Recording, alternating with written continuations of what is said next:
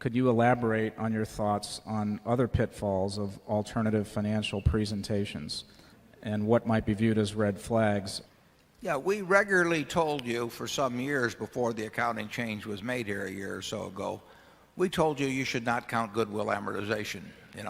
It was required under GAAP, and we obviously complied with GAAP, but we told you every year virtually that I can remember, we said this is not really an economic expense. And we ignore it in our own calculations of earnings in terms of what we will pay for businesses. We don't care whether there's a goodwill item or not because it's immaterial to economic reality. So we have been quite willing at Berkshire to tell our own owners to ignore certain things, and if they disagreed with us, they could look at the GAAP figures, but we felt they were getting misled by looking at the amortization of intangibles. That doesn't mean we think all intangibles were good, but we did feel that was an arbitrary and a decision that didn't make any sense at all. And we felt, obviously, as we've talked about, we felt that crazy pension assumptions have caused people to record phantom earnings in many cases.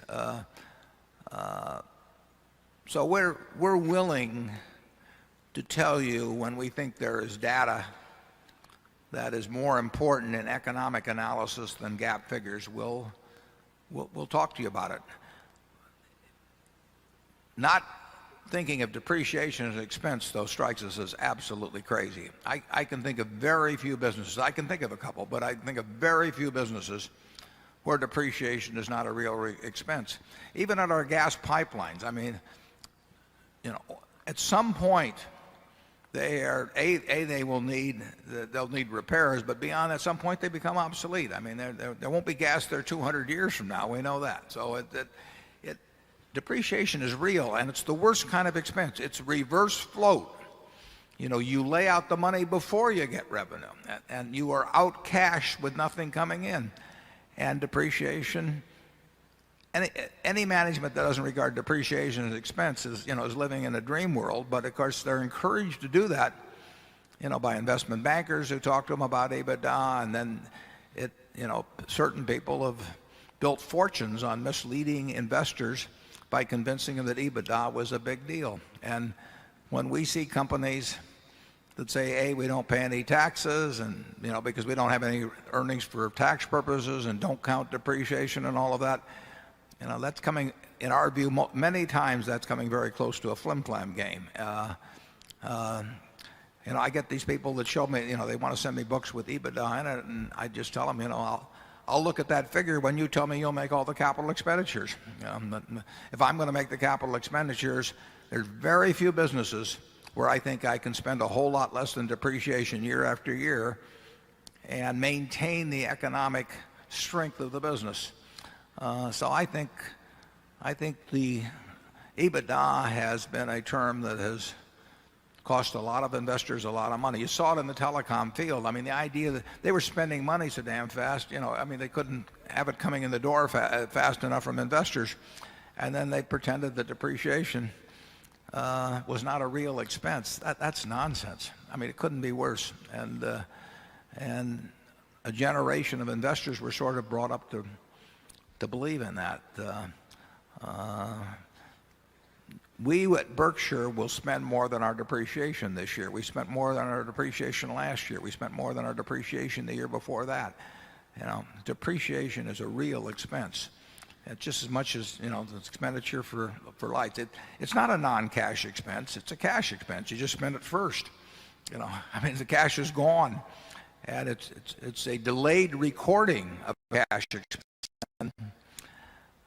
How anybody can turn that into something they use as a metric that talks about earnings is beyond me. Charlie?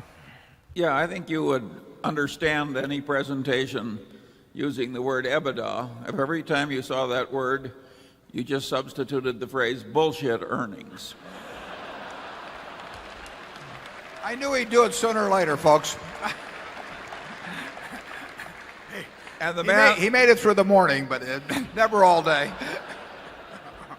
And the man asked the question also, it says, what remaining big accounting troubles exist?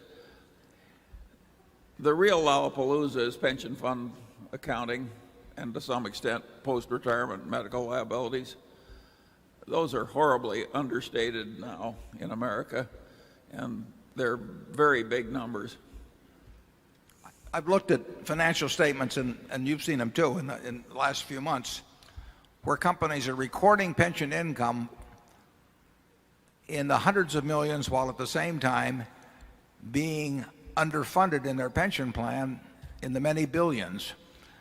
And they just aren't facing up to reality at all, and they don't want to because they don't want to take the hit. And they're this, it's the same mentality as stock option expenses. And they are paying people with stock options, but we pay people with cash bonuses. And I suppose we might, well, it isn't really true, but we might like it if we didn't have to record cash bonuses as an expense. I mean, it's a way we pay people. And you can say, well, why don't you put it in the footnotes and leave it out of the income account like they do with option expenses, which is a form of compensation too. But the answer is that a bunch of people who cared very much about having their stocks float to unreasonable prices, at least in our view, found they could do it a lot easier if they didn't count compensation expenses. And why not put all expenses in footnotes? Just have an item there that says sales and then have the same figure for net profit, and then just have all the expenses in the footnotes. And people with a straight face, say, well, it's in the footnotes, so therefore everybody knows about it, and we don't have to count it, put it in the income account. It's amazing what people with high IQs will do to rationalize their own pocketbooks. And Charlie has another explanation for why there's been this denial of the reality of option expense in terms of people's ego getting involved with their own records. You want to elaborate on that, Charlie? Don't name names. Well, no, I'm so tiresome on this subject, and I've been on it for so many decades. It's such a rotten way to run a civilization, to make the basic accounting wrong.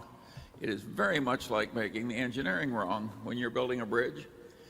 And when I see reputable people making these perfectly ridiculous arguments to the effect that it's unthinkable that options be expense. Or it's too difficult to value. Well, because it's too difficult to value, or God knows what reason. And a lot of them are people you'd be glad to have marry your daughter. And yeah, because they're rich, for one thing.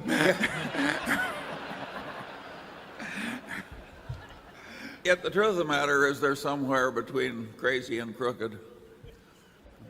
It's really astounding. The interesting thing is, of course, now, is that the 4 auditing firms left, what they call the final 4 now in the auditing they have now, and listen, I'm glad they did it too, and I tip my hat to them for doing it, but they've now said that they really do think options are an expense. So this is, that it kind of reminds you of what happened during the Reformation, isn't it? When you'd have these places sway back and forward, as they get carried by one argument or the other. In fact, I think there was that famous vicar of Bray who would swing from Catholicism to Luther back and forth as this little town went back and forth in Germany. And finally the townspeople gathered and they said to the vicar, they said, it's understandable that we're confused by all that's going on in theology and we really don't know much about it, and so we swing back and forth. But they said, we find it a little disgusting that you, a man of the cloth, would also keep swaying back and forth. And they said, have you no principle? And he said, yes, I have one principle. He says, it's to remain the vicar of Bray. Well, I think we've seen a little of that in the auditing profession, but I think they've actually found the true religion now. So I don't want to sit here and criticize them, but you now have 4 firms that lobbied against options being counted as an expense in 1993 that have written the FASB and say that options should be an expense. And I don't know how in the world something could have not been an expense in 1993 and be an expense in 2003. It certainly didn't apply to utility bills or raw materials or anything of the sort. But that's the human condition.